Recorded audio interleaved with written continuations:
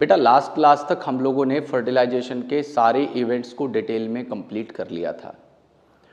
आज की क्लास में हम बात करने वाले हैं कि फर्टिलाइजेशन होने के बाद जो सिंगल सेल का जाइगोट बन गया था उस जाइगोट में क्या क्या चेंजेस होंगे, वो जाइगोट किस तरीके से सेल डिवीजन करेगा, किस तरीके से उसका इम्प्लांटेशन होगा, किस तरीके से वहाँ पे एक्स्ट्रा एम्ब्रियोनिक लेयर्स बनेंगी और वहाँ पे जर्म लेयर का किस तरीके से फॉर्मेशन होगा और जर्म लेयर बनने के बाद में हमारी हर एक जर्म लेयर का क्या फेट होने वाला है उसकी हम बात करेंगे। तो बिना समय को बर्बाद किए शुरू कर लेते हैं। टॉपिक का नाम है इम्प्लांटेशन। तो पहले इम्प्लांटेशन से पहले बेटा जो इवेंट होगा, इम्प्लांटेशन तुरंत नहीं हो जाता है कि फर्टिलाइजेशन हो गया और तुरंत इम्प्लांट हो जाएगा। अरे पहले फर्टिलाइजेशन होगा, उसके बाद में उसके अंदर क्लीवेजेस होंगे। क्लीवेजेस का मतलब है माइटोटिक सेल डिवीजन या माइटोसिस होना ही क्लीवेज कहलाता है। तो यहाँ पे फर्टिलाइजेशन होने के बाद में, यहाँ पे फर्टिलाइजेशन को होने के बाद में फर्टिलाइजेशन का जो रिजल्ट था या फर्टिलाइजेशन का जो प्रोडक्ट था उसे हमने जाइगोट कह दिया था। ये जाइगोट एक सिंगल सेल का था और अगर प्लॉइडी की बात करें तो ये एक डिप्लॉयड स्ट्रक्चर हुआ करता था। बेटा इसके अंदर क्या होता है, देखिए जब फर्टिलाइजेशन हुआ था तो फर्टिलाइजेशन के टाइम पे ही वो सेकेंडरी oocyte ओवम में कन्वर्ट हुआ था और उसी फर्टिलाइज्ड ओवम को हम जाइगोट कह रहे थे। तो अभी उस जाइगोट के चारों तरफ दोनों लेयर मौजूद होंगी।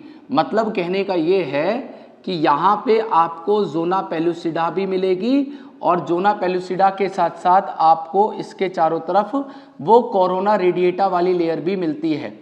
अब ध्यान एक बात का रखिएगा कि जिस जगह से स्पर्म ने एंट्री ली होगी वहीं पे स्पर्म लाइसिन ने क्या किया होगा, उस जोना पेलुसिडा और कोरोना रेडिएटा को क्या कर दिया होगा, डाइजेस्ट कर दिया होगा बेटा। तो एक जगह से जहां से स्पर्म ने एंट्री ली, क्योंकि जब स्पर्म एंटर होता है तो क्या होगा, वो स्पर्म का जो टेल और मिडिल पीस वाला पार्ट है वो तो बाहर रह जाता है, उसके न्यूक्लियस और साइटोप्लाज्म को स्पर्म ओवम के अंदर क्या करता है, इंजेक्ट कर देता है।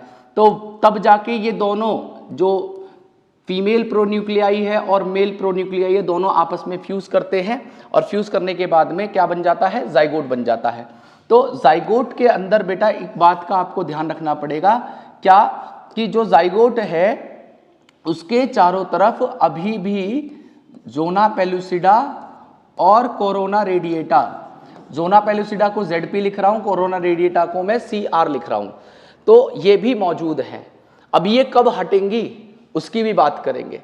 तो ये जो जाइगोट बन गया था, ये जाइगोट क्या करेगा, ये सबसे पहला डिवीजन पहले 30 घंटे में करता है। फर्स्ट 30 आवर में इसका पहला डिवीजन होगा।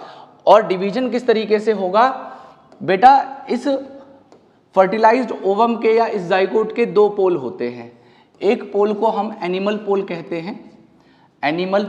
हैं, और दूसरे वाले पोल को हम वेजाइटल पोल कहते हैं। स्पर्म की एंट्री कई बार एनिमल पोल की तरफ से होती है, इस बात को भी ध्यान रखना, MCQ में आपको मदद मिलेगी इस इंफॉर्मेशन की मदद से, ठीक है। अब ये पहला जो डिवीजन होता है वो इस तरीके से एनिमल पोल के थ्रू पास होते हुए वेजाइटल पोल को पास करता है। मतलब ये जो एक्सिस है जो इसे डिवाइड करेगा वो एनिमल पोल के थ्रू होते हुए निकलेगा और बाद में वो इस वेजाइटल पोल को भी क्या करेगा, पास करेगा। तो ऐसे सेल डिवीजन को हम लोग मेरीडियोनल क्लीवेज कहते हैं या मेरीडियोनल क्लीवेज कहते हैं। तो यहाँ पे क्या होता है, मेरीडियोनल क्लीवेज होता है।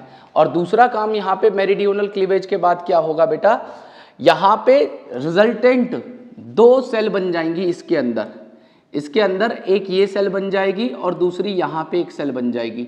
अब ये दोनों जो सेल बनी है इन्हें मैं ब्लास्टोमर कह रहा हूं। तो ये जो दोनों ब्लास्टोमर बने हैं ये दोनों रिपीटेडली डिवाइड करेंगे। तो ऐसा डिवीजन जिसमें सारे के सारे ब्लास्टोमर जो भी बने हैं यहाँ पे, अगर ये डिवाइड करते हैं तो ऐसे क्लीवेज को हम होलोब्लास्टिक क्लीवेज भी कहते हैं। क्या कह रहा हूं? उसे हम होलोब्लास्टिक क्लीवेज भी कहते हैं। तो मेरिडियोनल क्लीवेज का मतलब तो समझ में आ गया कि एनिमल पोल के थ्रू एक्सिस पास कर रहा है और वेजाइटल पोल को क्रॉस करते हुए जा रहा है, उसे मेरिडियोनल कह दिया। और यहाँ पे जो रिजल्ट बना वो क्या बना? दोनों के दोनों हमारे ब्लास्टोमर बन गए। और ये ब्लास्टोमर अगर फर्दर आगे डिवाइड करेंगे तो ऐसे क्लीवेज को हम लोग क्या कहेंगे? होलोब्लास्टिक क्लीवेज नाम देंगे। अब यहाँ पे क्या हुआ? इस जाइगोट ने पहला डिवीजन किया 30 घंटे में। और एक चीज का और आप ध्यान रखेंगे कि जब डिवीजन यहाँ पे शुरुआती वाली स्टेज में हो रहे होते हैं और ये जो क्लीवेजेस हैं, ये जो मैं पढ़ा रहा हूं, ये क्या पढ़ा रहा हूं? उस टॉपिक का नाम है क्लीवेज। क्लीवेज का मतलब है सिंपली माइटोसिस करना। माइटोसिस करके सेल डिवीजन करना ही क्लीवेज कहलाता है। आप इस बात को कंफ्यूजन में मत लेना कि भाई क्लीवेज कोई और नई चीज है, कुछ नहीं। सिंपली एक सेल है, डिवाइड कर रही है। और क्यों डिवाइड इसलिए कर रही है? क्योंकि एक सेल का ही तो है जाइगोट। जब बच्चा पैदा होता है तो वो पूरा का पूरा एक ऑर्गेनिज्म है, वो सिंगल सेल थोड़ी होता है, उसके अंदर तो पता नहीं कितनी सेल्स होती हैं। तो वो जब तक डिवाइड नहीं करेगा तब तक उसका साइज कैसे बढ़ेगा? तो यहां पे इसीलिए इसके अंदर क्लीवेज या सेल डिवीजन हो रहे हैं।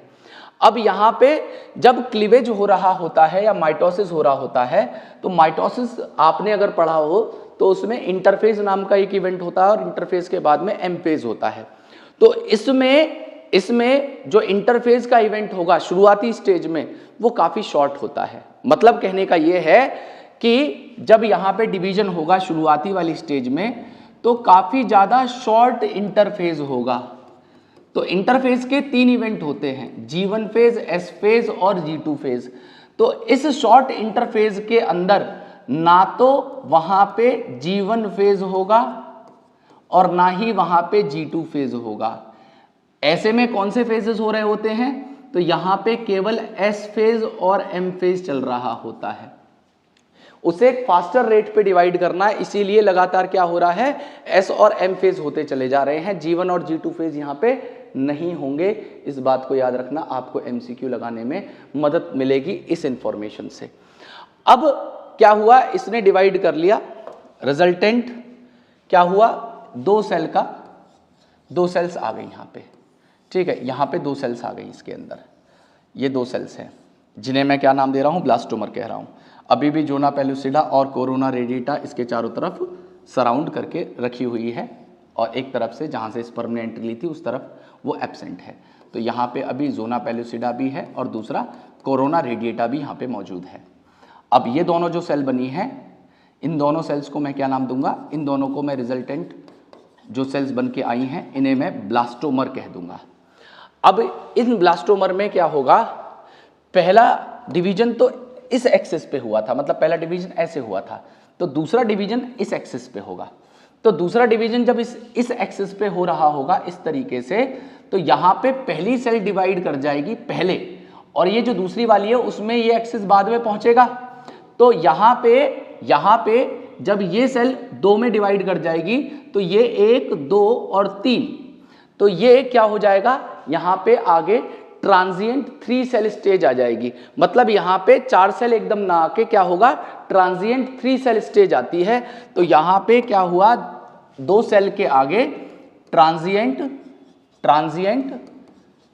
3 सेल स्टेज आई, 3 सेल स्टेज आई। और इस तरीके के डिवीजन को हम लोग एसिंक्रोनस डिवीजन भी कहते हैं, जहां पे क्या होता हो, जहां पे जैसे यहाँ पे क्या था कि भाई 2, 4, 8 इस तरीके से सेल होती, यहाँ पे क्या हुआ? 2, 3 फिर 4 आ रहा है। तो ऐसे टाइप के डिवीजन को हम लोग क्या कहते हैं? इस टाइप के डिवीजन को हम लोग एसिंक्रोनस डिवीजन कहते हैं। अब 3 सेल स्टेज आने के बाद में यहाँ पे फिर लगातार डिवीजन होते रहे और ये 4 सेल स्टेज पे आ गया। 4 सेल मतलब ये रहा आपका फर्टिलाइज्ड जाइगोट और इसमें 4 सेल हो जाएंगी। जो पहले कभी कितनी थी? 2 थी, फिर 3 हुई, अब ये 4 हो गई। लेकिन अभी भी इसके चारों तरफ जोना पेलुसिडा है और इसके चारों तरफ अभी भी कोरोना रेडिएटा लेयर भी मौजूद है। इसके चारों तरफ कोरोना रेडिएटा भी मौजूद है। अब एक चीज को और आप नोटिस करेंगे, देखिए जो जाइगोट बना था उसके चारों तरफ जोना पेलुसिडा है और अभी भी देखिए जोना पेलुसिडा यहां पे मौजूद है। तो ये साइज में बड़ा नहीं हो रहा होगा, मतलब ये जो जाइगोट है जो कभी एक सेल का था उसमें जो पहले कभी पूरी एक सेल थी, फिर बाद में क्या हुआ उसी के अंदर 2 सेल आ गई, उसी के अंदर फिर बाद में क्या हुआ 4 सेल आ गई, उसी में क्या होगा 8 सेल आ जाएंगी।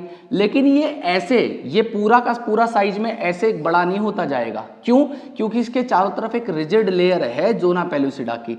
तो इस वजह से क्या होगा, जो अंदर वाली सेल्स हैं वो साइज में छोटी होती चली जाएंगी, जो अंदर की सेल्स हैं वो क्या होती चली जाएंगी, साइज में छोटी होती चली जाएंगी, लेकिन नंबर में इंक्रीज होती चली जाएंगी। ठीक है, तो इसी बात को आप कैसे याद रखेंगे, आप यहां पे इस बात को ऐसे याद रखिएगा कि जब रिपीटेडली क्लीवेज हो रहे होते हैं या रिपीटेडली सेल डिवीजन यहां पे हो रहे होते हैं, तो उस दौरान यहां पे जो ब्लास्टोमर का साइज है वो क्या होगा, वो डिक्रीज होगा, लेकिन उसके अंदर नंबर ऑफ सेल्स क्या होंगी, वो इंक्रीज होती चली जाएंगी,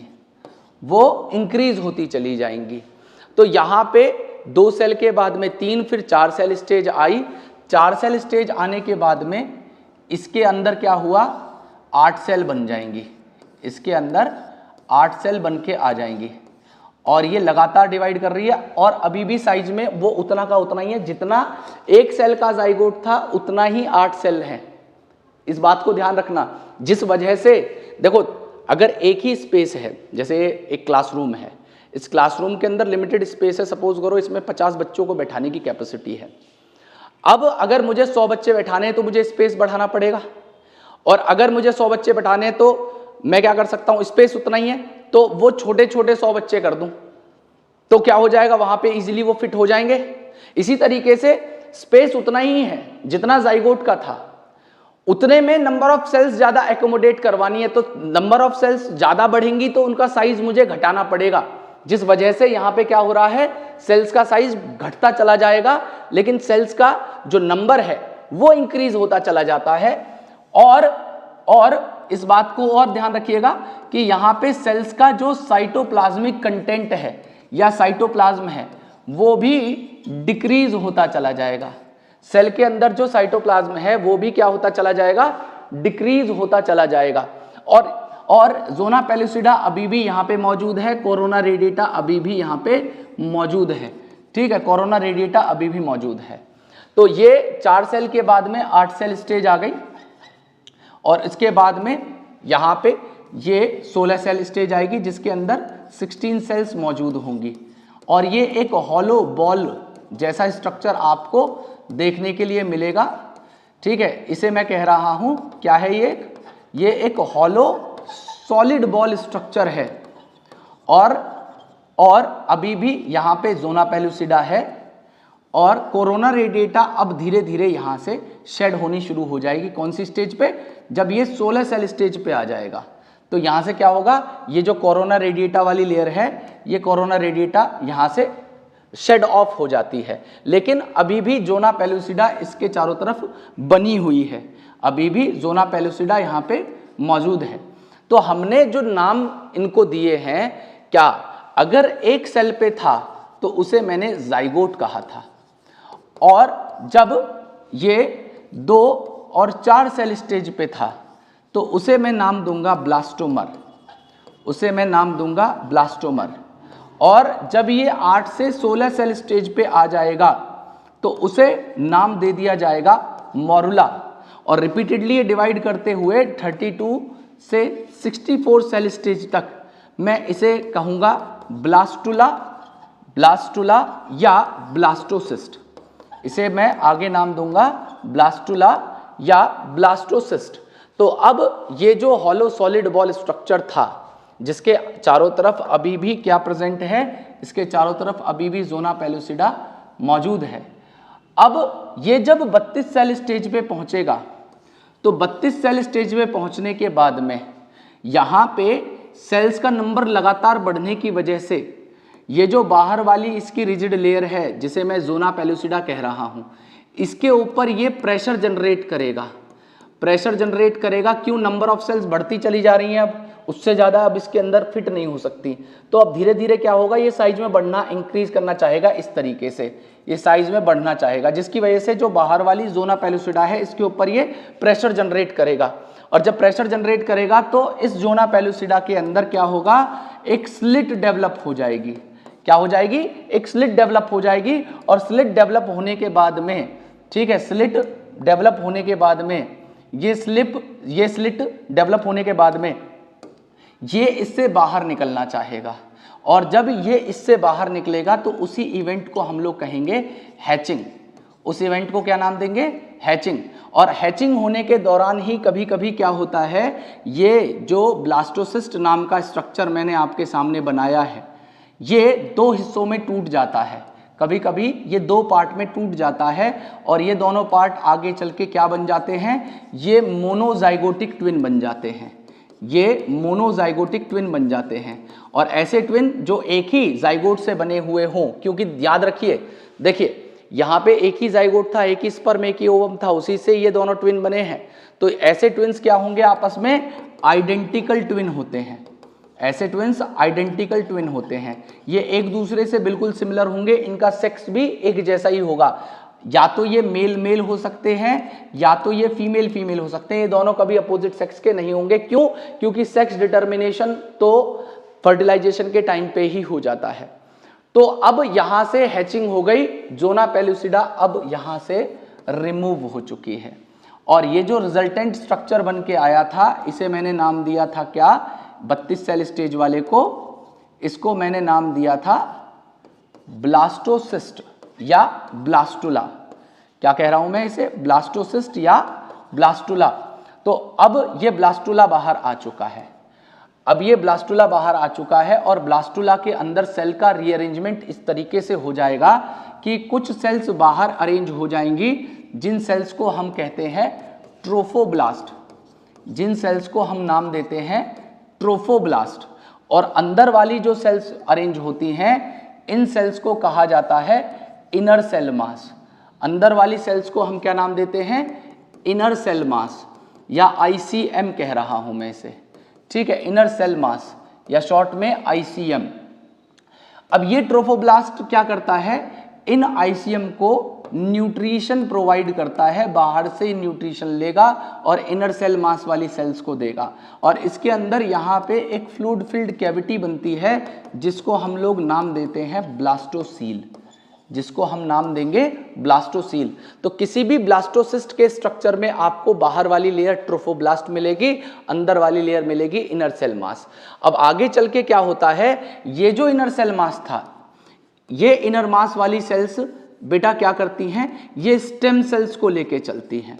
ये किसे लेके चलती हैं? They carry stem cells. और यही स्टेम सेल आगे चल के क्या करेंगी, तीनों की तीनों जर्म लेयर्स को बना देंगी, तीनों की तीनों जर्म लेयर की ये फॉर्मेशन करा देंगी।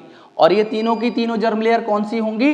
ये तीनों की तीनों जर्म लेयर होंगी, सबसे आउटर मोस्ट जर्म लेयर को हम लोग नाम देंगे एक्टोडर्म, और बीच वाली लेयर को हम लोग नाम दे देते हैं मीजोडर्म, और सबसे अंदर वाली लेयर को हम लोग नाम देंगे एंडोडर्म।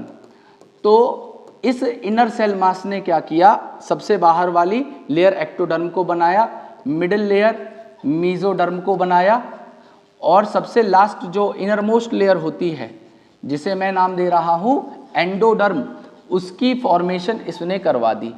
ठीक है, तो यही तीनों की तीनों लेयर कुछ ना कुछ पार्ट बनाती हैं। कुछ ना कुछ पार्ट कैसे बनाएंगी, जैसे ये आउटर मोस्ट एक्टोडर्म है, तो ये एक्टोडर्म क्या बनाएगी, ये सबसे बाहर वाली एपिडर्मिस को बनाएगी, हमारे नर्वस सिस्टम को बनाएगी, आई को बनाएगी, ईयर को बनाएगी, एड्रिनल मेडुला की फॉर्मेशन ये करवाएगी। तो ये सारे के सारे पार्ट एक्टोडर्म से बनेंगे, जितने भी रिसेप्टर्स हैं, सेंसरी रिसेप्टर, सब एक्टोडर्म से बनेंगे। मीजोडर्म क्या करेगी, हमारे सारे कनेक्टिव टिश्यूज को बनाएगी, bone, blood, skeletal system, muscles, heart, उसके अलावा ब्लड वेसल्स, ब्लड, ये सारे के सारे पार्ट, एड्रिनल कॉर्टेक्स, ये सब किससे बनेगा, मीजोडर्म से बनेगा। मतलब कहने का ये है कि जो पूरा का पूरा ऑर्गेनिज्म है वो इन तीनों जर्म लेयर से बन जाता है, वो इन तीनों जर्म लेयर से बन जाता है। और ये तीनों जर्म लेयर किससे बनती हैं? इनर सेल मास से बनती हैं। और इसी के अंदर क्या होती हैं? ये स्टेम सेल्स होती हैं। स्टेम सेल्स के पास एबिलिटी होती है क्या करने की? ये पूरे के पूरे ऑर्गेनिज्म को फॉर्म कर सकती हैं, और इसीलिए हम लोग इन्हें स्टेम सेल कह रहे हैं। On the basis of potency बेटा हम लोग स्टेम सेल्स को भी कई कैटेगरी में बांट सकते हैं, जैसे इन्हें टोटीपोटेंट स्टेम सेल कह सकते हैं, प्लूरीपोटेंट कह सकते हैं, मल्टीपोटेंट कह सकते हैं, यूनिपोटेंट कह सकते हैं, बाईपोटेंट कह सकते हैं।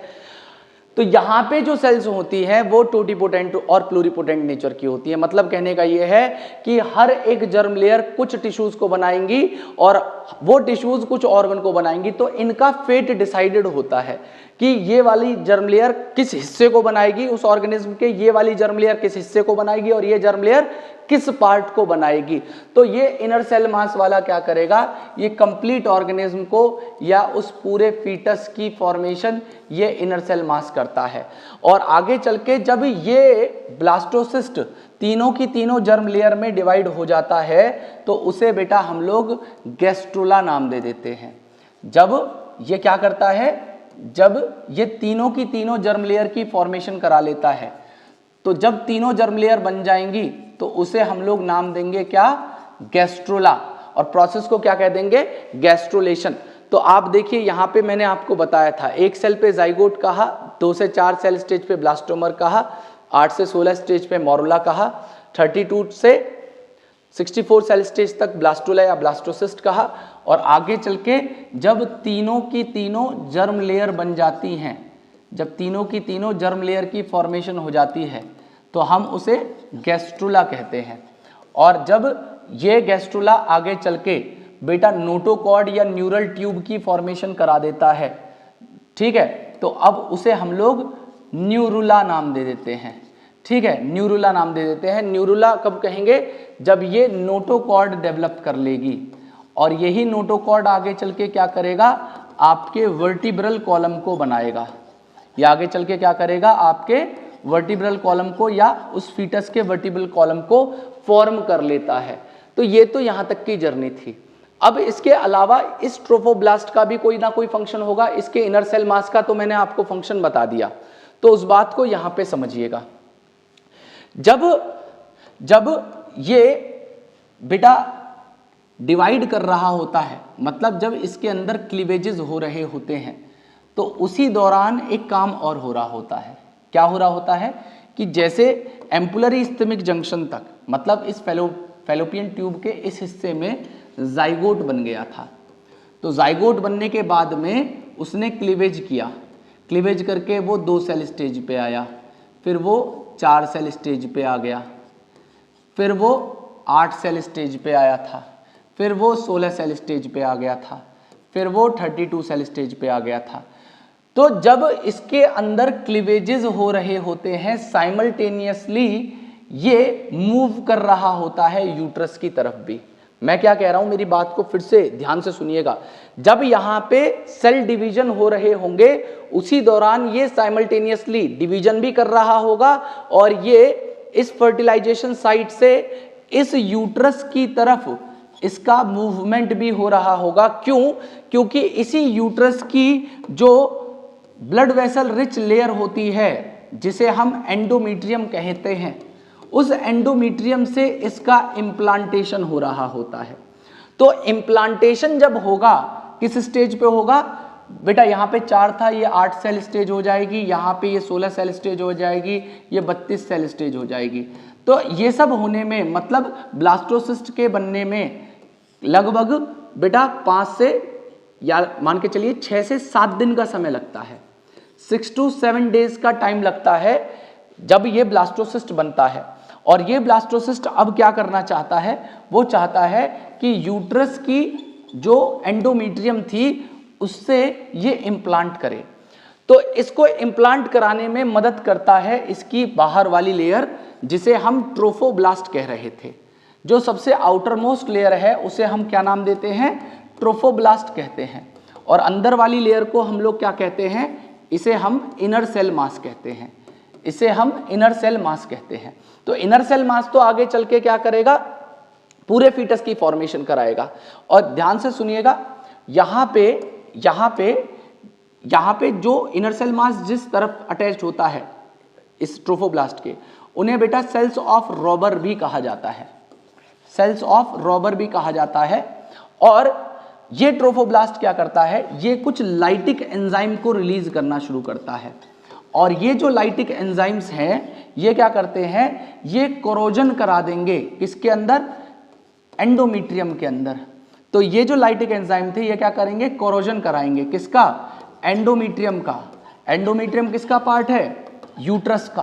क्यों, क्योंकि जब ये लाइटिक एंजाइम को रिलीज कर देगा और इसके अंदर हल्का हल्का कोरोजन जब यहाँ पे होगा तो ये अब चाहेगा इसके अंदर एम्बेड करना। तो ये आगे चल के कैसा दिखाई देगा, ये आपको आगे चल के ऐसा दिखाई देगा, इस तरफ एंडोमीट्रियम है और ये एंडोमीट्रियम में आके ये ब्लास्टोसिस्ट इम्प्लांट करना चाह रहा है, ये इससे इम्प्लांट करना चाह रहा है। तो धीरे धीरे ये इसके अंदर एम्बेड होगा, धीरे धीरे इसके अंदर ये धसेगा। तो आपको थोड़े टाइम बाद कैसा दिखने के लिए मिलेगा, आपको कुछ ऐसी कंडीशन यहाँ पे देखने के लिए मिलेगी। ये आधा इस तरीके से इसके अंदर एंडोमीट्रियम के अंदर एम्बेड हो चुका है। ये यूट्रस के एंडोमीट्रियम है जो येलो कलर से मैं बना रहा हूँ, और इसके अंदर आधा आ चुका है। लेटर ऑन क्या होता है, ये एंडोमीट्रियम धीरे धीरे इसको चारों तरफ से डिवाइड करेगी और ऐसे करके पूरा सराउंड कर लेगी। ठीक है, अब ये पूरा का पूरा एम्बेड हो चुका है। कौन, ये ब्लास्टोसिस्ट किसके अंदर एम्बेड हुआ है, एंडोमीट्रियम के अंदर एम्बेड हो चुका है। किस वजह से एम्बेड हुआ, बाहर वाली सेल्स जिसे मैंने ट्रोफोब्लास्ट कहा था उसने लाइटिक एंजाइम रिलीज किए जिसने एंडोमीट्रियम के अंदर कोरोजन कराया, और कोरोजन कराने के बाद वो इसके अंदर क्या हुआ, उसने एम्बेड होना शुरू किया। ठीक है, और एम्बेड होने के बाद में जो यूट्राइन एंडोमीट्रियल सेल्स थी, जो यूट्राइन एंडोमीट्रियल सेल थी, उन्होंने क्या किया, इसको चारों तरफ से सराउंड कर लिया, सराउंड कर लिया। और अब इसी इवेंट को हम लोग क्या कह देंगे, इसी इवेंट को बेटा हम इम्प्लांटेशन कह देते हैं। इसी इवेंट को हम लोग क्या नाम देते हैं, इम्प्लांटेशन नाम दे देते हैं। तो बेटा किसी भी ब्लास्टोसिस्ट का इम्प्लांटेशन इस तरीके से एंडोमीट्रियम में हो जाता है, और उसको करवाने में किसका काम होता है, इस ट्रोफोब्लास्ट का काम होता है।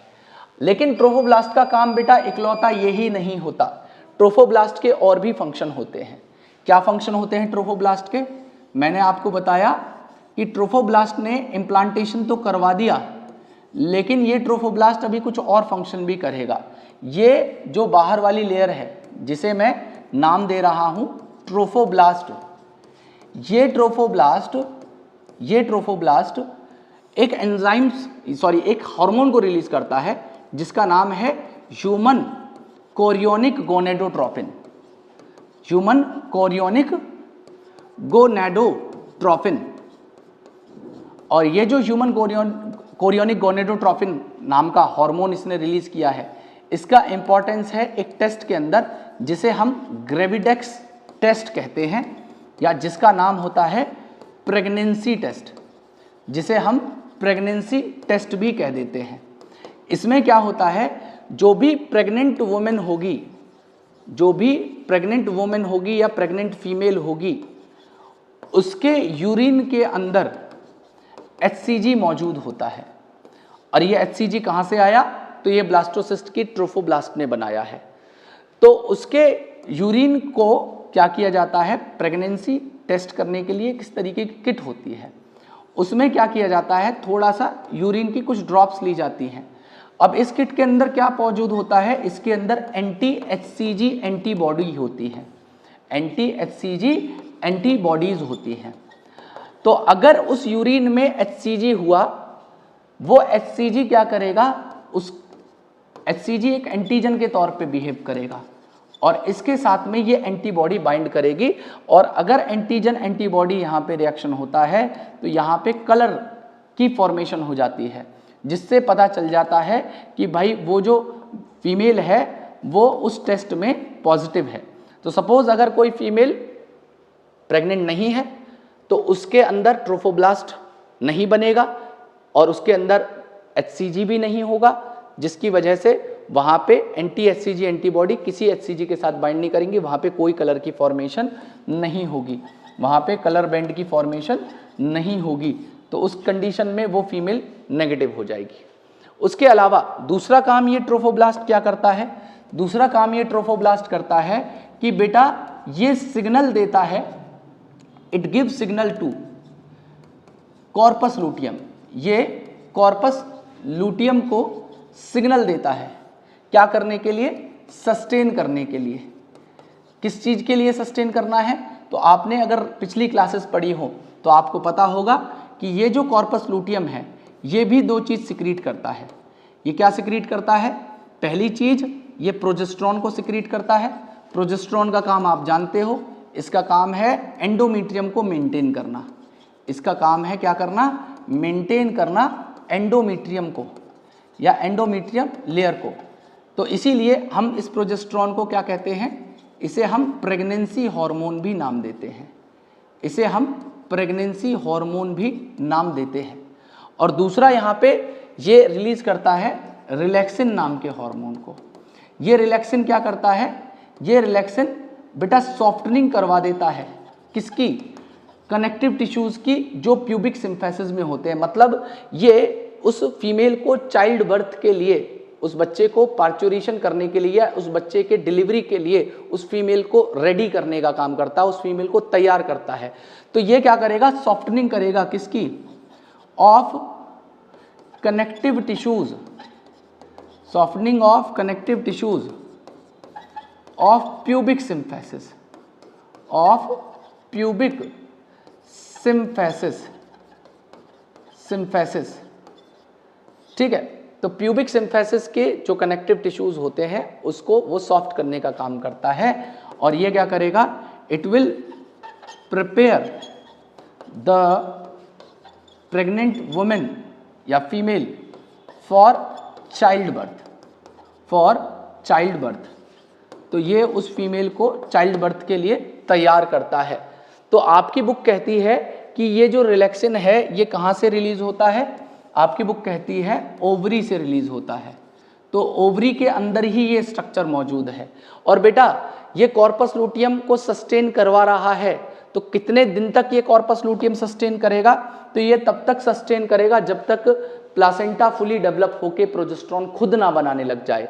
तो कब बनाएगी, कब तक ये सस्टेन करेगा, तो ये बेटा प्रेगनेंसी के 12 वीक तक, प्रेगनेंसी के 12 वीक्स तक ये सस्टेन करता है। मतलब लगभग 3 मंथ तक प्रेगनेंसी के ये कॉर्पस लूटियम सस्टेन करके लगातार प्रोजेस्टेरॉन को सिक्रीट कर रहा होगा ताकि वो एंडोमेट्रियम को मेंटेन कर सके। और अगर एंडोमेट्रियम मेंटेन रहेगी तो वहां पे क्या होगा बेटा, वहां पे वो प्रेगनेंसी भी मेंटेन रहेगी। इसीलिए हमने उसे क्या नाम दिया, प्रेगनेंसी हार्मोन नाम दे दिया। और दूसरा उसने क्या रिलीज किया, रिलैक्सिन को रिलीज किया।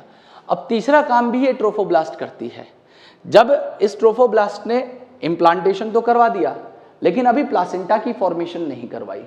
तो प्लासेंटा की फॉर्मेशन कैसे करवाएगा ये ट्रोफोब्लास्ट, तो ये ट्रोफोब्लास्ट आगे चल के एक्स्ट्रा एम्ब्रियोनिक लेयर बनाएगा जिसे हम बेटा कोरियन कहते हैं। और ये कोरियन कोरियोनिक विलाई की फॉर्मेशन करवा देता है।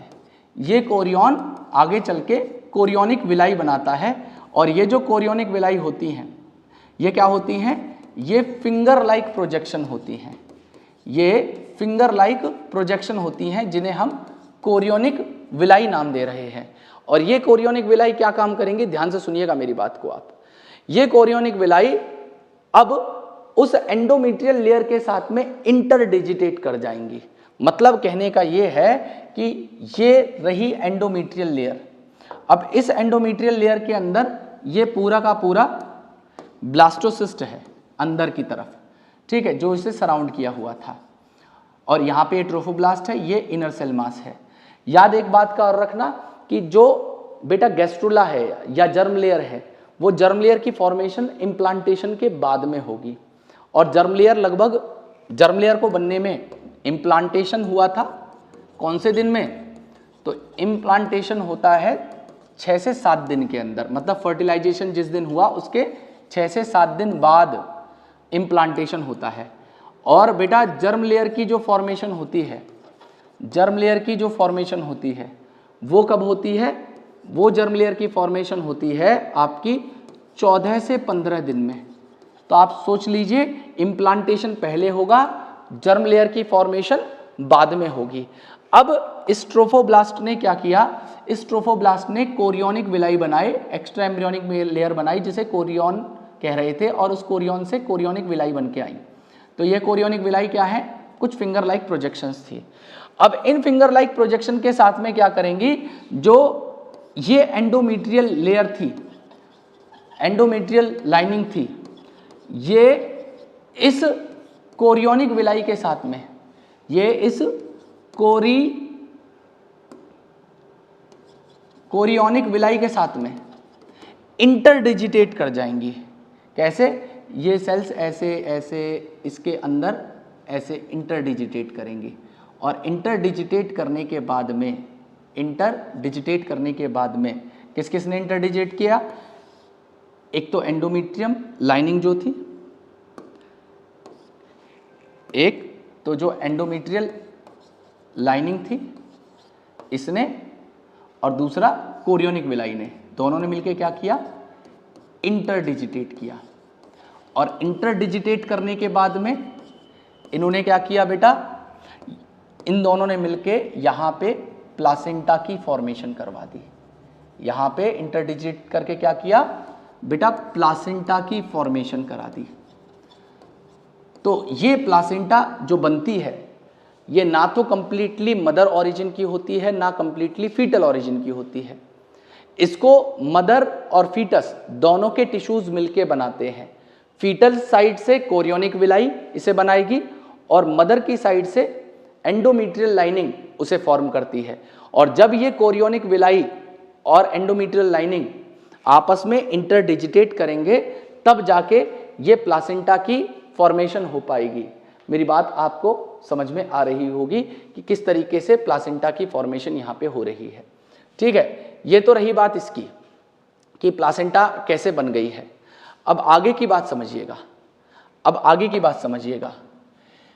अब प्लासेंटा बन गई है, ये प्लासेंटा की डेफिनेशन क्या है और इसके फंक्शंस क्या क्या होते हैं, हम उन्हें पढ़ लेते हैं। तो प्लासेंटा बेटा एक स्ट्रक्चरल और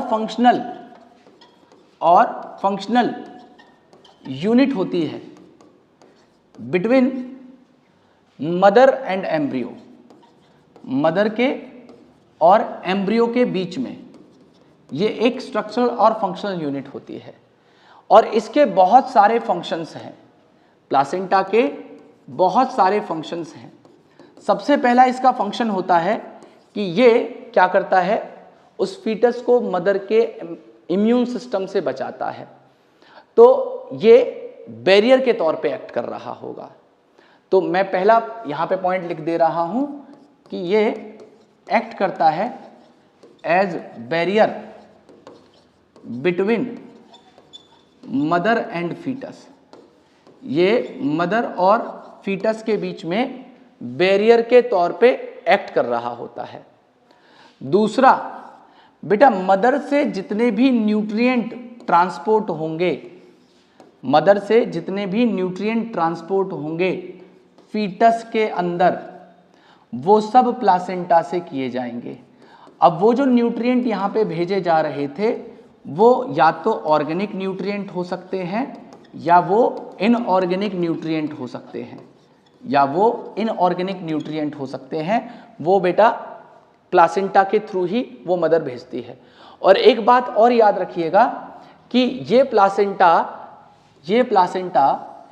इस फीटस से अटैच होती है एक अम्बिलिकल कॉर्ड नाम की, यहाँ पे बेटा इस तरीके का पार्ट होता है। उस अम्बिलिकल कॉर्ड से, जैसे ये आउटर मोस्ट प्लासेंटा है, ये प्लासेंटा है, ये अम्बिलिकल कॉर्ड है, ये अम्बिलिकल कॉर्ड है। इस अम्बिलिकल कॉर्ड की मदद से ये प्लासेंटा इस फीटस से अटैच होगी। मतलब जो भी कुछ प्लासेंटा भेजेगी फीटस के पास, चाहे फूड भेज रही हो, वो किसके थ्रू भेज रही होगी, वो इस अम्बिलिकल कॉर्ड के थ्रू इस फीटस तक पहुंचेगी। और चाहे फीटस किसी भी तरीके का वेस्ट हो, चाहे वो गैसियस वेस्ट हो या एक्सक्रीटरी वेस्ट हो, वो भी इस अम्बिलिकल कॉर्ड से मदर के पास तक पहुंचा दिया जाता है।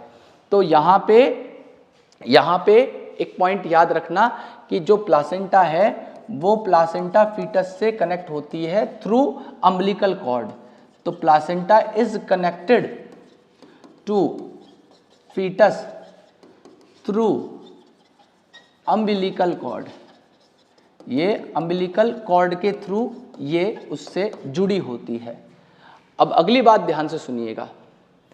तीसरा यहां पे फंक्शन क्या होता है, मदर से फीटस के अंदर जो भी गैसियस एक्सचेंज होगा, अगर मदर ऑक्सीजन का ट्रांसपोर्ट करना चाहती है या फीटस की साइड से कार्बन डाइऑक्साइड का ट्रांसपोर्ट होना है, वो प्लासेंटा के थ्रू हो रहा होगा, वो प्लासेंटा के थ्रू हो रहा होगा।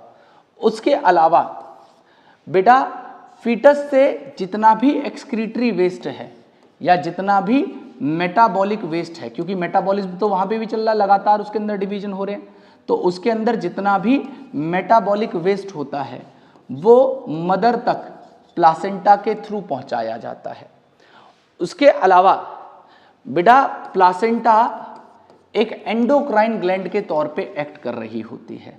प्लासेंटा एक्ट करती है एंडोक्राइन ग्लैंड के तौर पे, और ये एंडोक्राइन ग्लैंड के तौर पे एक्ट करते हुए क्या करेगी, ये कुछ हार्मोन्स को रिलीज करेगी, ये सिक्रीट करेगी कुछ हार्मोन्स को, और वो हार्मोन होते हैं हमारे कौन कौन से।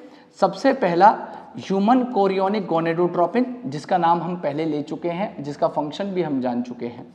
दूसरा ये रिलीज करती है जिसे हम कहते हैं ह्यूमन प्लासेंटल लैक्टोजन।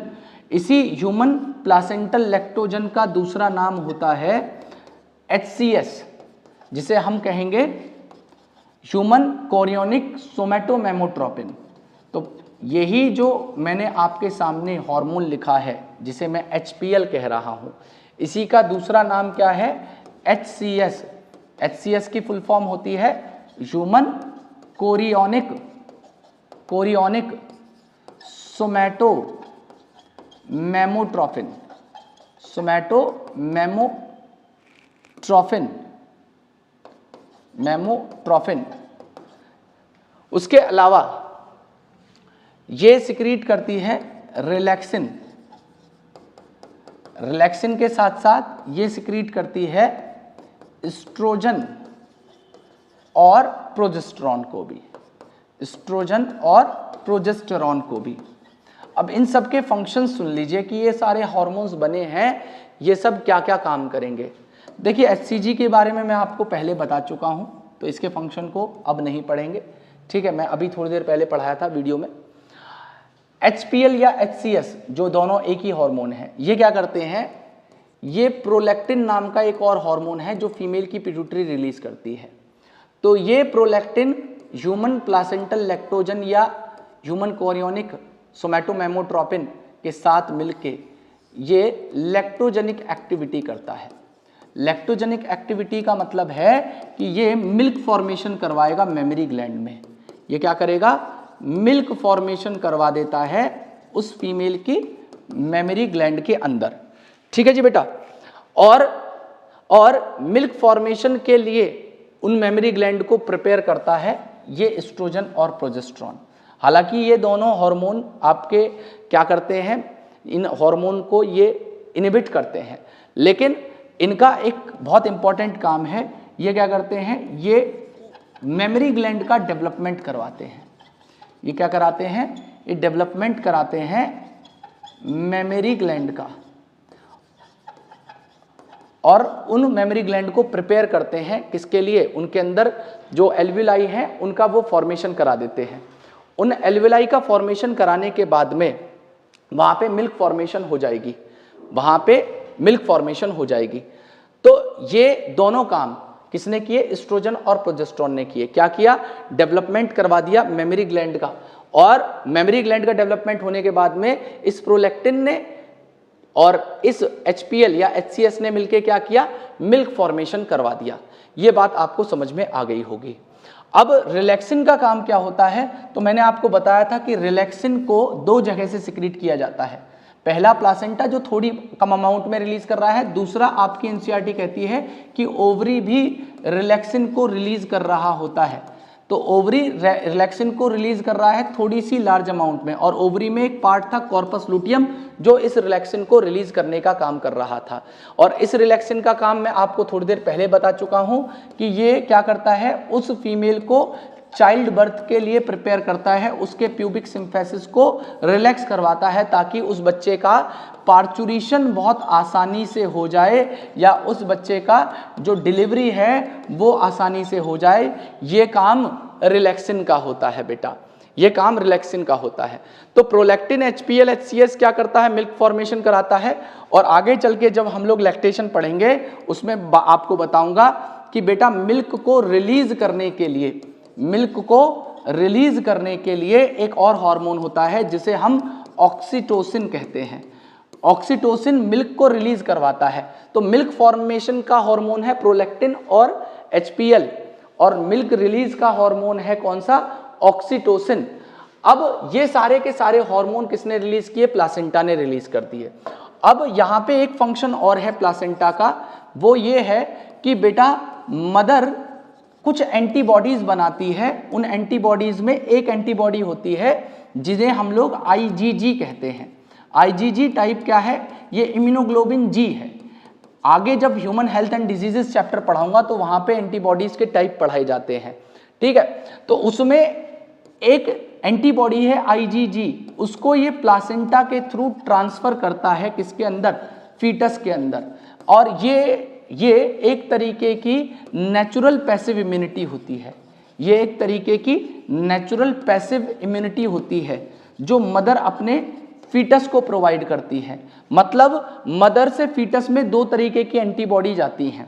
पहला तो मदर जब वो फीटल स्टेज में होता है तो मदर उसके अंदर कौन सी IgG टाइप की एंटीबॉडी भेजता है, और दूसरा जब वो बर्थ हो जाता है तो अपने मिल्क के थ्रू वो फीमेल IgA एंटीबॉडी उस न्यूबॉर्न में ट्रांसफर करती है। अब आप कहोगे कि न्यूबॉर्न के अंदर ये एंटीबॉडीज दोनों ट्रांसफर क्यों करी जा रही हैं। तो देखो बेटा, जब बच्चे का चाइल्ड का बर्थ हो जाता है तो बर्थ होने के बाद में उसकी इम्यूनिटी बहुत ज़्यादा वीक होती है, उसकी इम्यूनिटी बहुत वीक होती है, मतलब वो काफ़ी इम्यूनो कॉम्प्रोमाइज होता है। तो धीरे धीरे जैसे जैसे वो बड़ा होगा उसका इम्यून सिस्टम धीरे धीरे डेवलप होगा, उसके ऑर्गन डेवलप होंगे, लिम्फॉइड ऑर्गन डेवलप होंगे। तो तब तक जब तक उसकी इम्यूनिटी वीक है तब तक उसको इम्यूनिटी प्रोवाइड करने के लिए वो मदर क्या कर रही है, उसको ये एंटीबॉडीज प्रोवाइड कर दे रही है कि एटलीस्ट वो बच्चा क्या रहे, थोड़ा सा इम्यून रहे या उसकी इम्यूनिटी स्ट्रांग रहे। तो इसलिए ये दोनों एंटीबॉडीज उसे भेजी जा रही हैं, पहली प्लासेंटा के थ्रू, दूसरा मदर अपने मिल्क के थ्रू भेजता है, और उस इनिशियल मिल्क को हम लोग कोलेस्ट्रम कहते हैं, आगे मैं आपको बताऊंगा, ठीक है। तो ये सारे के सारे फंक्शंस थे जो प्लासेंटा ने बेटा कर दिए। अब आगे की बात ऐसी है कि जब भी कोई फीमेल प्रेग्नेंट होती है तो उस फीमेल के अंदर हॉर्मोन्स की जो कंसंट्रेशन है वो बहुत ज़्यादा होती है। मतलब उसमें बहुत सारे हॉर्मोन्स तो ऐसे हैं जो कभी उसकी बॉडी में एग्जिस्ट करते ही नहीं थे। जैसे रिलैक्सिन कभी उसकी बॉडी में नहीं था, HPL HCS ये कभी उसकी बॉडी में नहीं थे, ठीक है, इनका कभी रोल ही नहीं था। हालांकि प्रोजेस्टेरॉन ये सारी चीज़ें तो उसकी बॉडी में पहले से भी थी, लेकिन प्रेगनेंसी के टाइम पे कुछ हॉर्मोन्स ऐसे हैं, जैसे एक हार्मोन है बेटा थायरॉक्सिन, एक हार्मोन है आपका कॉर्टिसोल। इनका जो कंसंट्रेशन है वो बहुत ज़्यादा इंक्रीज हो जाता है। मैं क्या कह रहा हूँ, किसी भी प्रेग्नेंट फीमेल के अंदर जो हॉर्मोन्स हैं उन हार्मोन की कंसंट्रेशन मैनी फोल्ड इंक्रीज हो जाती है, कई फोल्ड वो इंक्रीज हो जाती है। क्यों हो जाती है, वो इसलिए होती है कि जैसे ये कॉर्टिसोल है, ये कॉर्टिसोल क्या करेगा, उस फीटल डेवलपमेंट के लिए बहुत ज़्यादा जरूरी है। कॉर्टिसोल फीटल डेवलपमेंट के लिए बहुत ज़्यादा ज़रूरी होता है। क्यों ज़रूरी होता है फीटल डेवलपमेंट के लिए, इस बात को ध्यान से सुनिएगा। देखिए, कॉर्टिसोल वो हार्मोन है जो ग्लूकोनियोजेनेसिस करवाता है, ग्लूकोनियोजेनेसिस का मतलब है कि किसी भी सोर्स से, चाहे फैट हो, चाहे प्रोटीन हो, चाहे ग्लाइकोजन हो, इन तीनों सोर्स से फैट को लिपोलिसिस करके, प्रोटियोलाइसिस करके, या ग्लाइकोलाइसिस करके इन सारे प्रोसेस से ग्लूकोज बनाना है। और वो ग्लूकोज किसके लिए बना रही है वो मदर? वो ग्लूकोज इसलिए बना रही है ताकि वो ज्यादा से ज्यादा एनर्जी, मतलब उसका रेस्पिरेशन बहुत अच्छे से हो सके और वो एफिशिएंटली, क्योंकि उसके अंदर इतने सारे फंक्शन चल रहे हैं, उन सबको कोऑर्डिनेट करने के लिए उसको ज्यादा अमाउंट में एनर्जी की रिक्वायरमेंट होती है। इसलिए हाई कंसंट्रेशन में वहां पे ग्लूकोज मौजूद होना चाहिए ताकि वो एफिशिएंटली फीटस का डेवलपमेंट कर पाए। ठीक है। और दूसरा थायरोक्सिन क्या करता है? थायरोक्सिन उसके मेटाबॉलिक रेट को बढ़ा देता है। थायरोक्सिन, या थायरोक्सिन को मतलब बेटा हम लोग थायराइड हार्मोन भी कहते हैं। थायरोक्सिन को ही हम लोग क्या कहते हैं? थायराइड हार्मोन भी नाम देते हैं। तो ये थायरोक्सिन या थायराइड हार्मोन क्या करता है? उस फीमेल के मेटाबॉलिक रेट को इंक्रीज कर देता है। तो जब कोई फीमेल प्रेग्नेंट होती है तो उसके अंदर सारे के सारे हार्मोन की कंसंट्रेशन बहुत ज्यादा होती है बेटा। ठीक है। और क्यों होती है? ताकि वो सपोर्ट कर सके उस फीटस का अच्छे से डेवलपमेंट और उसका मेटाबॉलिक रेट ज्यादा हो पाए। मेटाबॉलिक रेट मतलब कि भाई उसके अंदर जितना ज्यादा फास्ट रेस्पिरेशन होगा, जितना फास्ट उसका रेस्पिरेशन रेट होगा, उतना ही ज्यादा एफिशिएंटली क्या होगा? वो एनर्जी बना पाएगी। और उसके अंदर एनर्जी की रिक्वायरमेंट क्यों है? तो बेटा आपको ये बात समझ में आ गई होगी कि वो एनर्जी उसके इतने सारे 4 एक्स्ट्रा एम्ब्रियोनिक लेयर बनती हैं। कौन कौन सी मैं बता रहा हूं? जब भी फीटल डेवलपमेंट होगा तो वहां पे 4 एक्स्ट्रा एम्ब्रियोनिक लेयर बनती हैं। और उन चारों एक्स्ट्रा एम्ब्रियोनिक लेयर में सबसे पहली लेयर होती है कोरियन। सबसे पहली लेयर होती है कोरियन। कोरियन ट्रोफोब्लास्ट वाले पार्ट से बनी थी और ये आगे चल के कोरियोनिक विलाई बनाती है। और वो chorionic villi foetal part of placenta बनाएंगे। ये फीटल पार्ट ऑफ प्लासेंटा की फॉर्मेशन करते हैं। दूसरा पार्ट यहां पे होता है जिसे हम कहते हैं एमनियन। एमनियन। अब ये एमनियन क्या होती है और इस एमनियन के अंदर जो फ्लूइड होगा उसका काम क्या होगा, उस बात को समझिएगा। तो बेटा एक कैविटी बनती है जिसे एमनियन या एमनियोटिक कैविटी कहते हैं। एमनियोटिक कैविटी कहते हैं। तो इस एमनियोटिक कैविटी के अंदर एमनियोटिक फ्लूइड भरा होता है। इसके अंदर एक एमनियोटिक फ्लूइड भरा होता है। मतलब कहने का यह है कि ये प्लासेंटा है, ये अम्बिलिकल कॉर्ड है और ये फीटस है। अब इसके अंदर ये जो कैविटी है ये एमनियन है और इस एमनियन के अंदर क्या होगा? इस एमनियन के अंदर बेटा ये एमनियोटिक फ्लूइड भरा हुआ है। इस एमनियोटिक फ्लूइड का क्या काम होता है? तो ये एमनियोटिक फ्लूइड शॉक एब्जॉर्बर का काम करता है। मतलब इस फीटस को मैकेनिकल एब्रेशन से बचाने का काम करता है। तो ये एमनियोटिक फ्लूइड क्या कर रहा है? सबसे पहला तो ये शॉक एब्जॉर्बर का काम कर रहा है। मतलब कहने का हो गया कि ये प्रोटेक्ट करेगा उस फीटस को किससे? मैकेनिकल शॉक से। तो मैं इस बात को ऐसे लिख दे रहा हूं, it protect the foetus from mechanical shock. Mechanical shock से बचाने का काम इसका होता है। अब कहोगे कि मैकेनिकल शॉक कैसे लग जाएंगे? तो देखिए वो फीटस मदर की यूट्रस के अंदर है और उस यूट्रस में अब वो मदर ऐसा तो नहीं है कि भाई प्रॉपरली एक ही रेस्टिंग पोजीशन पे रहेगी। वो अपने हाउस होल्ड वर्क भी करेगी प्रेगनेंसी के ड्यूरेशन में, वो चलेगी भी, स्टेयर्स भी चढ़ेगी। तो उस दौरान क्या होगा? ये फीटस बार बार क्या कर सकता है? इस वॉल से टकरा सकता है जिससे उसे डैमेज हो सकता है। तो वो जो शॉक लग रहे हैं उस मदर के चलने या फिरने से, तो उससे बचाने का काम इसे करती है। और दूसरा काम इसका होता है उस फीटस को ड्राई आउट होने से बचाता है। तो it prevent drying out of foetus, या आप इसको दूसरी भाषा में कह सकते हो कि it protect from desiccation. Desiccation होने से भी बचाने का काम करता है ये एमनियोटिक फ्लूइड।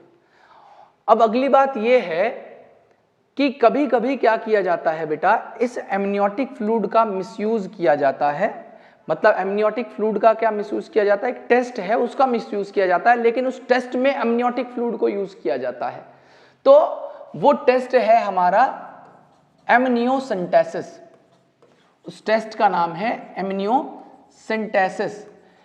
ये एमनियोसेंटेसिस एक प्रीनेटाल सेक्स डायग्नोस्टिक टेक्निक है। ये एक प्रीनेटाल सेक्स डायग्नोस्टिक टेक्निक है। बेसिकली क्या होगा कि थोड़े से एमनियोटिक फ्लूइड को इस कैविटी से बाहर निकाल लिया जाता है, और बेसिकली क्या होता है, इस एमनियोटिक फ्लूइड में कुछ फीटल सेल मौजूद होती हैं जो एमनियोटिक फ्लूइड के साथ में यहां पे आ जाती हैं। अब उन फीटल सेल को, जो ये फ्लूइड यहां पे निकाला गया था, इस फ्लूइड के अंदर ये जो फीटल सेल थी, इन फीटल सेल के अंदर डीएनए मौजूद होगा। तो उस डीएनए के पैटर्न को स्टडी किया जाएगा। मतलब उस डीएनए के से बने हुए जो क्रोमोसोम्स हैं, उन क्रोमोसोम की स्टडी की जाएगी, और क्रोमोसोम की स्टडी करके ये पता कर लिया जाता है कि यहाँ पे ये जो फीटस है इसके पास में XX क्रोमोसोम है या XY क्रोमोसोम है। अगर ये XX क्रोमोसोम होता है तो ऐसी कंडीशन में उस फीमेल का फीटिसाइड कर दिया जाता है फीटल स्टेज पे ही। ठीक है, तो यहाँ पे इस टेक्निक को शुरुआत में बेटा इस सेक्स डिटर्मिनेशन के लिए नहीं बनाया गया था। इस टेक्निक को बनाया गया था या डिस्कवर किया गया था किसी जेनेटिक डिसऑर्डर को पता करने के लिए कि किसी बच्चे में जेनेटिक डिसऑर्डर है या नहीं। लेकिन अनफॉर्चुनेटली ये टेक्निक मिसयूज होने लगी। किस चीज के लिए? इस कैरियोटाइपिंग के लिए, क्रोमोसोम की स्टडी करने के लिए और सेक्स डिटर्मिनेशन के लिए। और जब सेक्स डिटर्मिनेशन कर लिया गया और उसमें ये पता चल जाता था कि वो जो फीटस है वो फीमेल है, तो ऐसी कंडीशन में क्या किया जाता था, उसे अबॉर्ट कर दिया जाता था या उस फीमेल का फीटिसाइड कर दिया जाता था। इसीलिए इस टेक्निक को इंडिया के अंदर और बहुत सारी कंट्रीज में बैन कर दिया गया है। ठीक है, तो ये एमनियोसेंटेसिस था जो इस एमनियोटिक फ्लूइड की मदद से किया जा रहा था। ये एक टेस्ट का नाम है एमनियोसेंटेसिस, और उसमें यूज क्या कर रहे हैं हम लोग, एमनियोटिक फ्लूइड को यूज कर रहे हैं। और यूज करके क्या कर रहे हैं, क्रोमोसोम के पैटर्न्स को पता कर रहे हैं। अब क्रोमोसोम की स्टडी करने के बाद में ऑब्वियस सी बात है ये पता चल ही जाएगा कि वो क्रोमोसोम XX है या XY है। अब कहोगे कैसे पता चल जाता है, तो जनरली क्या होता है बेटा, X क्रोमोसोम बड़ा होता है Y क्रोमोसोम के मुकाबले। अगर दो एक सिमिलर साइज के क्रोमोसोम या सेक्स क्रोमोसोम मौजूद हो तो ऑब्वियस सी बात है वो फीमेल है।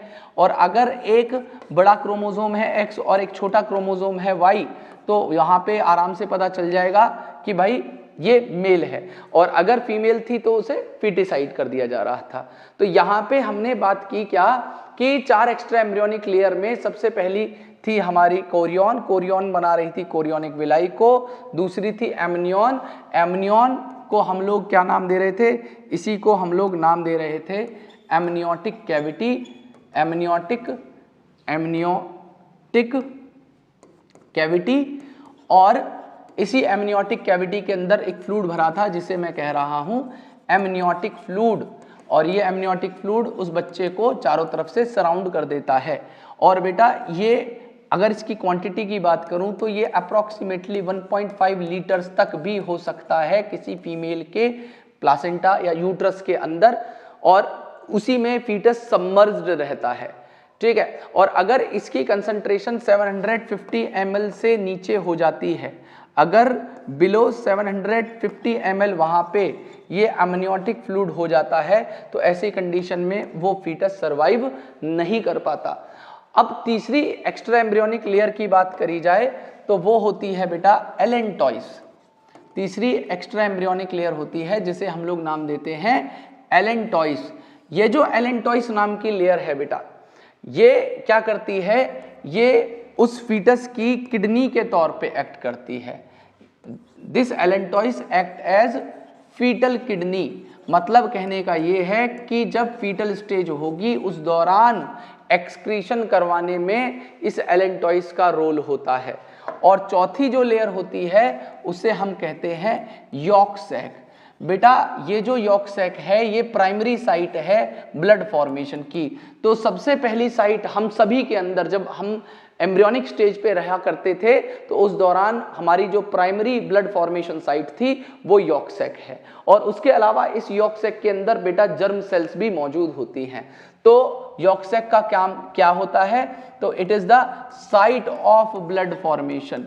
ये पहली साइट है ब्लड फॉर्मेशन की। और दूसरा काम इसका क्या होता है बेटा? ये कंटेन करके चलता है जर्म सेल्स को भी, ये कंटेन करके चलता है जर्म सेल को भी। ये जर्म सेल मैंने आपको कभी oogenesis बताया था तो उस दौरान पढ़ाया था कि यही जर्म सेल यॉर्क सैक से ओवरी के अंदर जाती हैं और oogonia के तौर पे एक्ट करके oogenesis को स्टार्ट करवाएंगी। तो ये तो रही बात बेटा एक्स्ट्रा एम्ब्रियोनिक लेयर की, जो उसे चारों तरफ से सराउंड करके रखता है। अब अगली बात ये कर लेते हैं कि एनसीईआरटी के अंदर आपके किस किस पार्ट को दिया हुआ है। तो मेरी बात को ध्यान से समझिएगा और इसे जो भी मैंने इवेंट आपको अभी तक बताए हैं उन सारे इवेंट्स को हम लोग एक एक करके देख लेते हैं। तो मैंने आपको बताया कि सबसे पहले जाइगोट ने क्या किया था। उस जाइगोट ने सबसे पहले माइटोटिक डिवीजन किए थे जिन्हें मैं क्लीवेजेस कह रहा था, है ना। और जब वो क्लीवेजेस कर रहा था तो वो मूव कर रहा था इस्थमस, मतलब जो फर्टिलाइजेशन साइट थी उससे यूट्रस की तरफ, और साथ में उसके अंदर 2, 4, 8, 16 सेल स्टेज या डॉटर सेल्स आ रही थी जिन्हें मैं ब्लास्टोमर कह रहा था। और बेटा 8 से 16 ब्लास्टोमर वाली स्टेज को हम लोग मोरुला कहते हैं। और यही मोरुला लगातार डिवाइड करेगा और डिवाइड करके एक ब्लास्टोसिस्ट की फॉर्मेशन कराएगा। तो अगर आप डायग्राम में देख पाओ तो ये जाइगोट है सिंगल सेल का, ये 2 सेल, ये 4 सेल, फिर 8 सेल, 16 सेल, और फिर ये ब्लास्टोसिस्ट नाम का एक स्ट्रक्चर बना। तो अगर आप ब्लास्टोसिस्ट को देख पाओ तो बाहर ट्रोफोब्लास्ट है और अंदर की तरफ ये इनर सेल मास है। और ये जो स्टेज है 8 से 16 सेल स्टेज की मोरुला है। तो ये सॉलिड हॉलो बॉल स्ट्रक्चर होता है। अब अगली बात क्या बताई गई थी कि जब ब्लास्टोसिस्ट बन जाता है तो उसके ब्लास्टोमर्स अरेंज हो जाते हैं आउटर लेयर में जिसे ट्रोफोब्लास्ट कहते हैं, और अंदर जो सेल्स इकट्ठी हो जाती हैं उन्हें इनर सेल मास कहते हैं, जो अटैच होते हैं उसी ट्रोफोब्लास्ट से। और ये ट्रोफोब्लास्ट लेयर क्या करती हैं? इनर सेल मास वाली सेल्स को नरिशमेंट प्रोवाइड करती हैं। और यही ट्रोफोब्लास्ट आगे चल के क्या करेगा? एंडोमेट्रियम से अटैच होगा या इंप्लांटेशन को कराएगा। और जो अंदर वाली सेल है, ट्रोफोब्लास्ट जो बाहर वाली थी उसने क्या करा दिया? उसने तो इंप्लांटेशन करा दिया।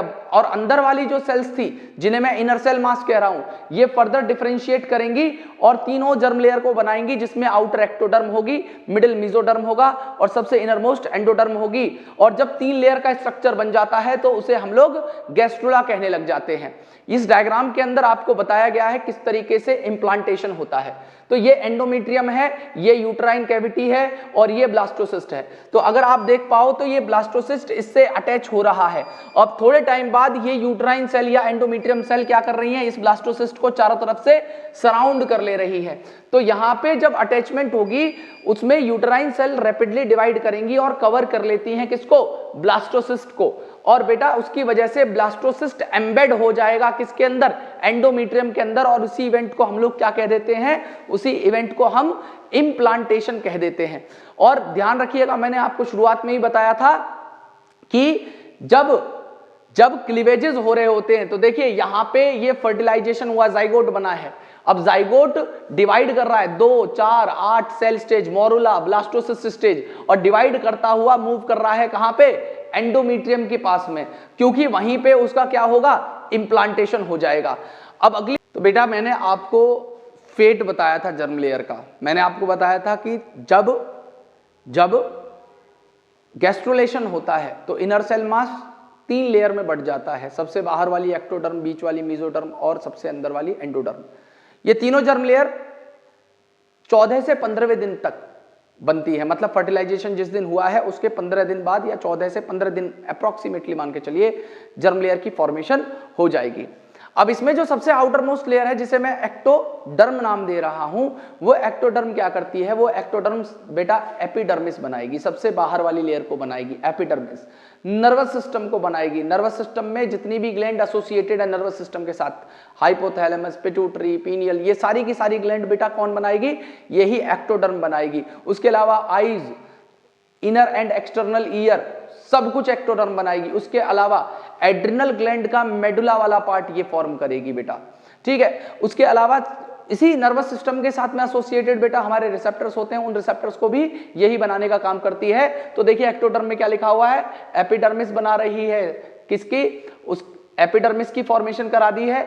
एपिडर्मिस के अलावा बेटा हमारे एपिडर्मिस के ऊपर जितने भी ग्लैंड होती हैं, चाहे हेयर फॉलिकल्स हो, चाहे स्वेट ग्लैंड हो, चाहे सेबेशियस ग्लैंड हो, वो भी कौन बनाएगा, एक्टोडर्म ही बनाएगी।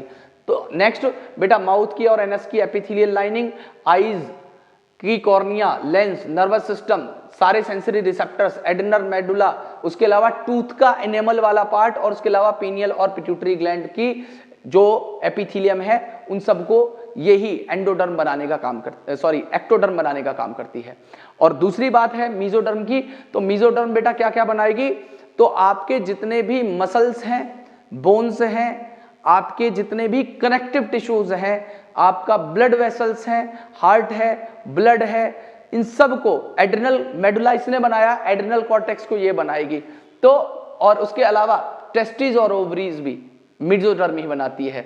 तो बेटा जब जर्म लेयर बन रही होती हैं तो उसमें सबसे पहले एक्टो और एंडोडर्म बन जाती है, लेटर ऑन कुछ एक्टोडर्म की सेल और एंडोडर्म की सेल मिलके मीजोडर्म को बनाती है। तो सबसे लेट जो लेयर बनेगी जर्म लेयर वो मीजोडर्म होती है।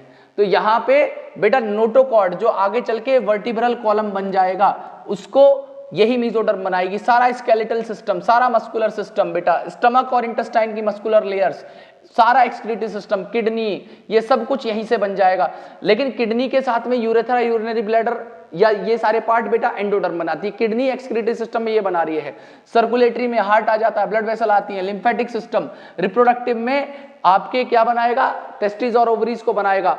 एपिडर्मिस ने बनाई है तो डर्मिस ये बना देगा। उसके अलावा एड्रिनल कॉर्टेक्स की फॉर्मेशन करा देगा, ठीक है। तो मीजोडर्म हमारे सारे कनेक्टिव टिश्यूज को, बोन को, ब्लड को, हार्ट को या ब्लड वेसल्स को, लिम्फेटिक सिस्टम को, इन सबको बनाने का काम यही कर रहा है, मसल्स को बनाने का काम मीजोडर्म कर रहा है। अब एंडोडर्म की बात कर लेते हैं। तो एंडोडर्म में आप याद रखेंगे कि आपके विसरल ऑर्गन मतलब मेनली गैस्ट्रोइंटेस्टाइनल ट्रैक्ट, ईसोफेगस से लेके बेटा एनस वाला पार्ट है जो उसमें स्टमक भी आ जाएगा, उसके साथ एसोसिएटेड जितनी भी ग्लैंड है, पेनक्रियाज, लिवर, सारी की सारी ग्लैंड बेटा वहीं पे इस एंडोडर्म का काम है बनाना। थायराइड, पैराथायराइड ग्लैंड उसी का काम है बनाना।